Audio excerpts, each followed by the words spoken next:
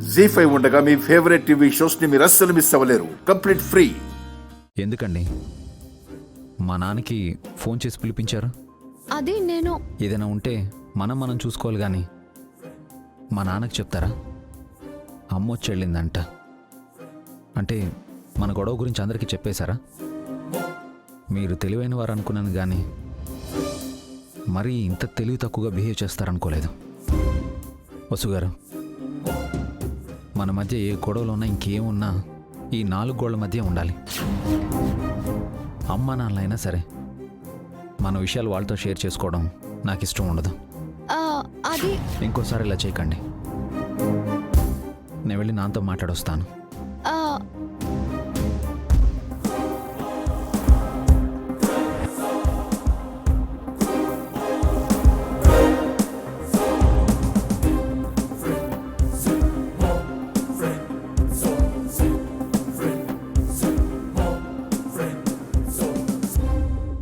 Sorry నాన్న, వసుగారు తొందరపడి మీకు ఫోన్ చేసి పిలిపించినట్టున్నారు.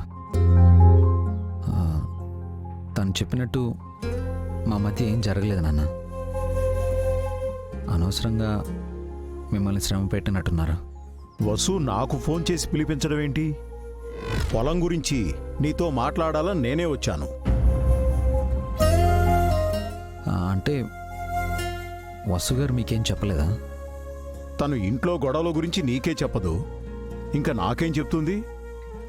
మరి అమ్మ కూడా వచ్చేళ్ళిందని పిల్లలు చెప్పారు. అక్కడ ఏదో గొడవైనట్టుంది అభి. తన కొడుకుల మీద అలిగి ఇక్కడికి వచ్చింది. తనిక్కడుంటే నువ్వు ఆస్తి తిరిగి లాక్కుంటావేమో అని నీ అన్నా తమ్ముడు వచ్చి మీ అమ్మని బలవంతంగా లాక్కెళ్లారు. ఇంతకీ నీకు వసుకి గొడవేంటి? ఏం లేదు నాన్న, ఇప్పుడే వస్తాను.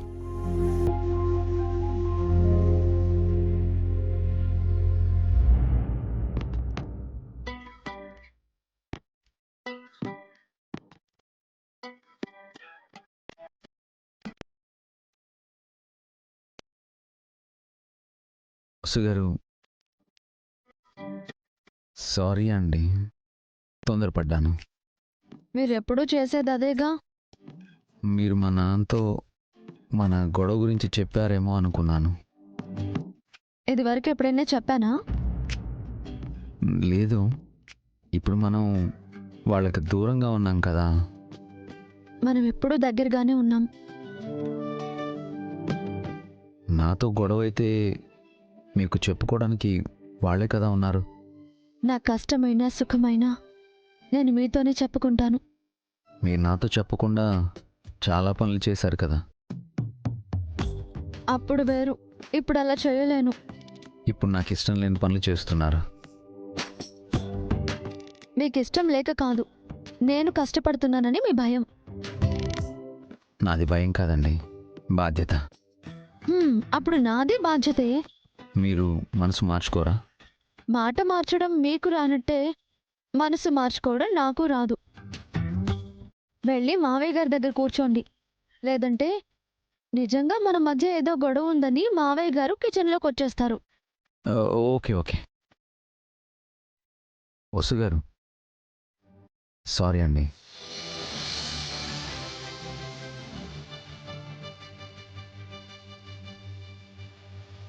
జీ5 యాప్ డౌన్లోడ్ చేసి అన్ని ఎపిసోడ్స్ పూర్తి ఉచితంగా చూడండి.